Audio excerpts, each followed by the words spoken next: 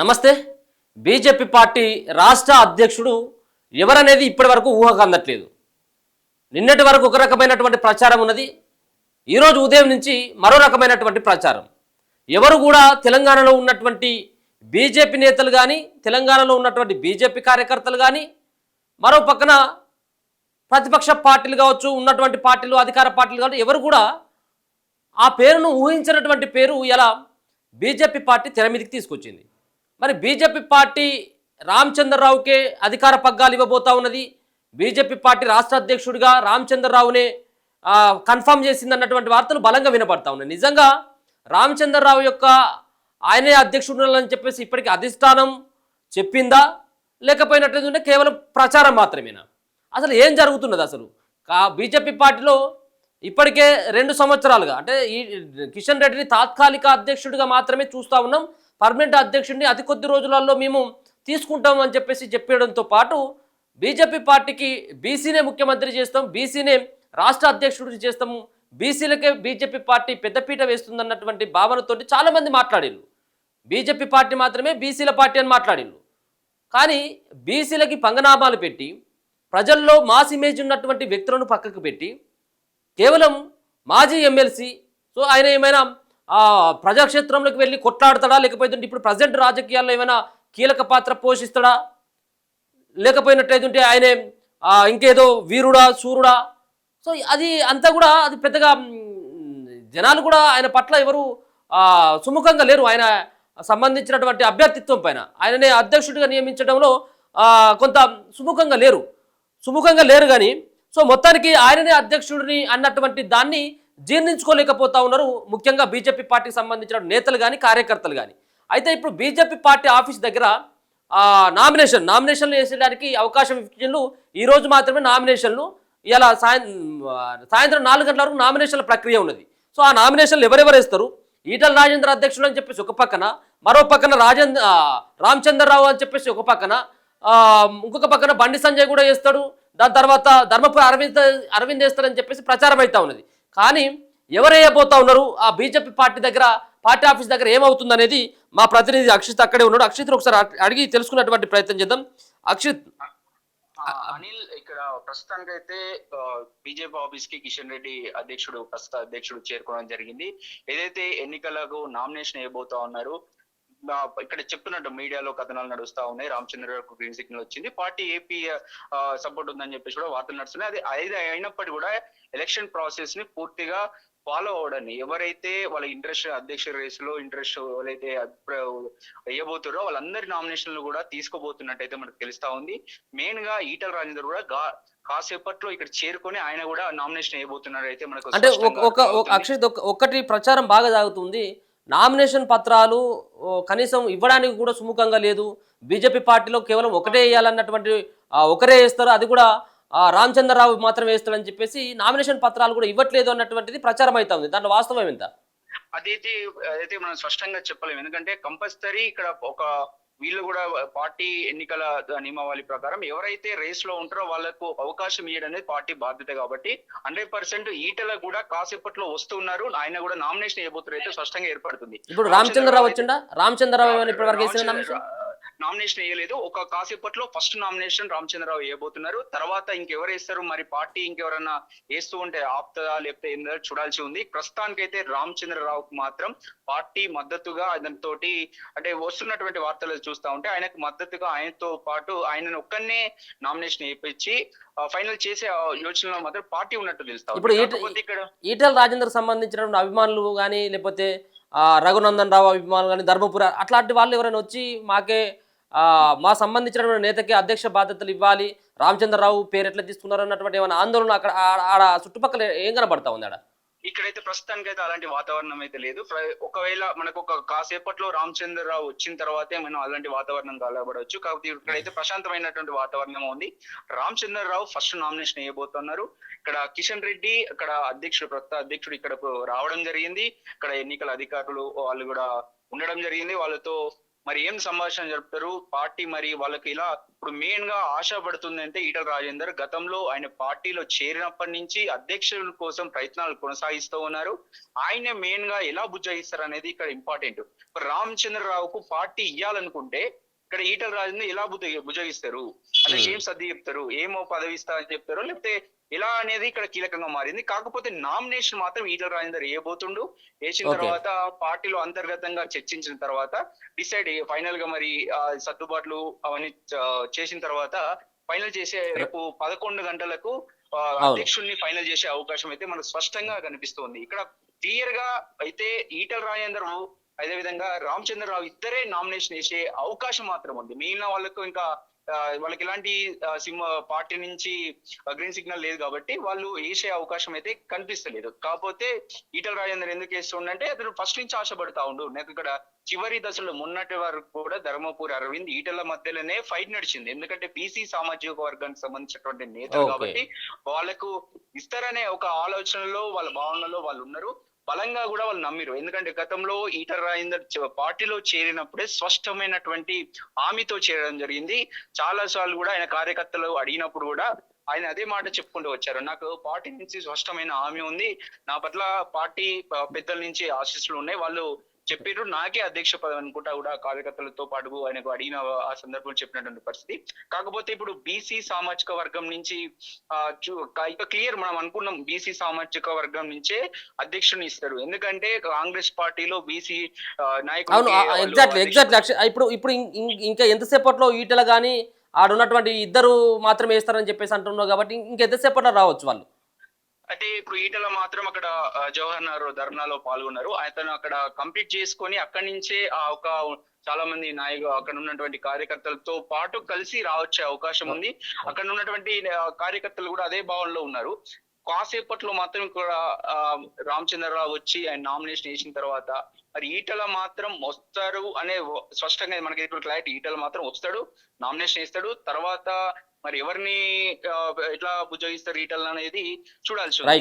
Right thank you Akshit. So మొత్తానికి ఈటల రాజేందర్కి మరి nomination కూడా 7 కావచ్చు అన్నటువంటి అది ఒక ప్రచారం సాగినప్పటికీ కూడా ఈటల రాజేందర్ సైతం నామినేషన్ వేస్తాడట. సరే రేపు ఏమవుతుంది ఏందనేది కూడా చూడాలి. కానీ ప్రజల నుంచి కొంత వ్యతిరేకత అయితే వస్తున్నటువంటి మాట మాత్రం వాస్తవమే. సరే కేవలం ప్రచారం మాత్రమే కొనసాగుతూ ఉన్నది. ఒక పక్కన బీసీని ముఖ్యమంత్రి చేస్తామని చెప్పేసి అన్నటువంటి బీజేపీ పార్టీకి బీసీలో ఒక బలమైనటువంటి సామాజిక వర్గం నుంచి ఉన్నటువంటి వ్యక్తి అయినటువంటి ఈటల రాజేందర్ కానీ మిగతా ధర్మపురి అరవింద్ కానీ వీళ్ళు ఎందుకు కనపడలేదు, కేవలం రామచంద్రరావుకి ఇవ్వడం వెనుక మతలాభం ఏంటి అన్నటువంటి చర్చ కూడా కొనసాగుతూ ఉంది. మాస్ ఫాలోయింగ్ ఉన్నటువంటి వ్యక్తులకి పార్టీ కనుక పదవులు అప్పగించినట్టయితుంటే, అధ్యక్ష బాధ్యతలు కనుక అప్పగించినట్టయితుంటే రానున్నటువంటి రోజులలో ఖచ్చితంగా బీజేపీ పార్టీకి తెలంగాణలో మైలేజ్ వచ్చేటువంటి అవకాశం ఉంటుంది తప్పించి మరి వీళ్ళకి ఇవ్వడం ద్వారా ఏ విధమైనటువంటి ప్రయోజనం ఉంటుంది అన్నటువంటిది చాలా మంది వ్యక్తపరుస్తూ ఉన్నారు. ఒకసారి మాట్లాడేటువంటి ప్రయత్నం చేద్దాం. రాజా యాదవ్ గారు ఉన్నారు, బీజేపీ పార్టీ సీనియర్ నాయకులు. సార్ నమస్తే, మీరు ఒక వీడియోలో ఉన్నారు. నమస్తే సార్, ఇప్పుడు ప్రచారం అవుతా ఉన్నది పెద్ద ఎత్తున. మనం కూడా చాలా సందర్భాల్లో మాట్లాడుకున్నాం, ఇది పక్కా అయిపోయింది, ఇక దీన్ని ఎవరు కూడా తొలగించలేరు, ఎవరు కూడా దీనికి అడ్డుపడలేరు, ఈటల రాజేందర్ మాత్రమే బీజేపీ పార్టీ రాష్ట్ర అధ్యక్షుడు అని చెప్పేసి మన స్టూడియోలో మీరు మాట్లాడడం జరిగింది. ఏంటి సార్, ఒక పక్కన రామచంద్రరావుకి అధ్యక్ష బాధ్యతలు అప్పగించబోతున్నారు, ఆయనే ఫైనల్ అయిపోయింది అన్నటువంటి వార్తలు వస్తూ ఉన్నాయి. సో ఏంటి సార్, ఏం జరుగుతున్నది? రామచంద్రరావు గారు కూడా మాకు పూర్వీకుడు, ఆర్ఎస్ఎస్ నేపథ్యం ఉన్నాయనే, ఏవీపీ నేపథ్యం ఉన్నాయనే, గొప్ప లాయరు, హైకోర్టులో గొప్ప లాయరు, సమర్థవంతుడు ఆయన వ్యక్తి. కానీ ఆయన బ్రాహ్మణ సామాజిక వర్గానికి చెందిన ఆయన. అవును, నెహ్రూ కాలంలో ఈ యావత్ భారతదేశంలో బ్రాహ్మణులు మాత్రమే పరిపాలించారు, ముఖ్యమంత్రులుగా ఉండేది అప్పుడు నెహ్రూ కాలంలో. దాని తర్వాత ఇందిరాగాంధీ తర్వాత సిస్టమ్ మారింది. దాని తర్వాత ఇప్పుడు బీజేపీలో ఒక కొత్త ఒరవడి స్టార్ట్ అయింది. ఫస్ట్ అటల్ బిహారీ వాజ్పేయి గారు బ్రాహ్మణుడు, కానీ ఆయన సర్వీసు బ్రాహ్మణ కింద లెక్క కాదు. ఆయన బ్రహ్మచారి, యావత్ జీవితాన్నే అర్పించిన వ్యక్తి. ఆనాటి పరిస్థితుల్లో ఆయన కావడం జరిగింది. ఇవాళ ఆల్ ఇండియాలో ఒక బీసీ సామాజిక వర్గానికి చెందినటువంటి నరేంద్ర మోడీ గారు ఒక్కసారి, రెండోసారి, మూడోసారి కూడా, 3 సార్లు కూడా ప్రధానమంత్రిగా వివరిస్తా ఉన్నాడు. మధ్యప్రదేశ్ లో ఒక యాదవుడు ముఖ్యమంత్రిగా భూమిక పోషిస్తూ ఉన్నాడు. జార్జ్ కమ్యూనిటీ ఎప్పుడు పరిపాలించేది హర్యానాను, అక్కడ ఒక ముఖ్యమంత్రి బీసీ సామాజిక వర్గంలో ఆయన యాదవ్. ఒరిస్సాల రాజులు పరిపాలించిన ప్రాంతం అది. అక్కడ ఒక ఎస్టీ ముఖ్యమంత్రి ఉన్నాడు. ఇక్కడ కూడా మాకు మెజారిటీ అయితే బీసీ ముఖ్యమంత్రి అని చెప్పిన విధానం మొన్న. కానీ ఆనాడు వీళ్ళు అందుకుంటారు అందుకోరు అన్నటువంటి ఆలోచనతోటి ఆనాడు మా బీజేపీకి ఓట్లు వేయలే. అవును, ఎందుకంటే ఓటైతే మురిగిపోద్దో ఏమో, మళ్ళా పురుషాత్తుడు మళ్ళా కేసీఆర్ అత్తడు ఏమని ఎక్కడనో ఉన్న కాంగ్రెస్ పార్టీకి ఎంకలాడుకొని ఓటేశాను. కాబట్టి మా దగ్గర యోగ్యత కలిగిన వ్యక్తులు ఉన్నారు. రామచంద్రరావు గారు కూడా యోగ్యుడే, కానీ ఆయన ప్రచారంలో ఉన్నాడు. ఇప్పుడు మరి మొత్తం మీద ఫైనల్ కాలేదు, ప్రచారంలో మాత్రం ఉన్నాడు కానీ ఫైనల్ కాలేదంటారు. 2 గంటలకు ఫైనల్ అయిద్దండి. 2 గంటలకు నామినేషన్ ఇంకెవరన్నా నామినేషన్ వేయిస్తే ఇక రామచంద్రరావు గారు విరమించకుండా, లేకపోతే మాకు విత్డ్రా ఫామ్ తో అంటే నామినేషన్ పత్రంతో పాటు విత్డ్రా ఫామ్ కూడా ఉంటది దాని వెంబడే. అధిష్టాన వర్గం ఏది నిర్ణయిస్తే దానికి విత్డ్రా ఫామ్ మీద సంతకం ఉంటది, నామినేషన్ మీద కూడా సంతకం ఉంటది. ఇప్పుడు మీరు ఈటల రాజేందర్ వర్గం అని ఒక రకంగా ప్రచారంలో ఉన్నది. సరే, మరి ఈటల రాజేందర్ నామినేషన్ వేస్తా ఉన్నాడా ఏ రోజు ఏమైనా? ఈటల రాజేందర్ గారికి మరి నామినేషన్ ఇవని ఫోన్ వస్తే మాత్రమే చేస్తారు. నిన్న అమిత్ షా గారు వచ్చిపోయింది ఇక్కడికి. అవును, ఆదివారం అయినా కూడా పసుపు బోర్డును ఓపెనింగ్ చేయడానికి వచ్చిండు. ఇంట్లో అన్ని ఇవి ఉన్నాయని అనుకుంటాను నేను ఈటల రాజేందర్ మనిషిని అయినా మాట ఈటల రాజేందర్ గారు రమ్మంటేనే నేను ఈ పార్టీలోకి వచ్చినా గానీ నేను సర్వామోదితమైన మనిషిని.